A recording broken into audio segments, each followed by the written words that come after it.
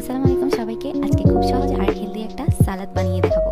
এই সালাদটা শুধু শরীরের জন্য অনেক উপকারী নয়, বরং এটা খেতেও খুব মজা। প্রথমে আমি কিছু টাটকা শসা গোল করে কেটে নিয়েছি। শসায় অনেক পানি ও ফাইবার থাকে, যা শরীরকে হাইড্রেট রাখে এবং হজমেও সাহায্য করে। প্রথমে আমি দিয়ে দিব মরিচ কুচি, তারপর আমি দিয়ে দিব পেঁপে।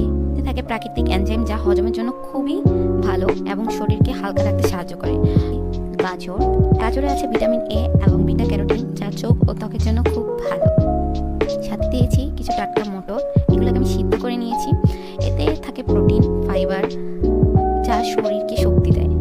তারপরে একে একে দিয়ে দেবো টক দই, চাট মশলা, সামান্য জিরার গুঁড়া, একটু লবণ।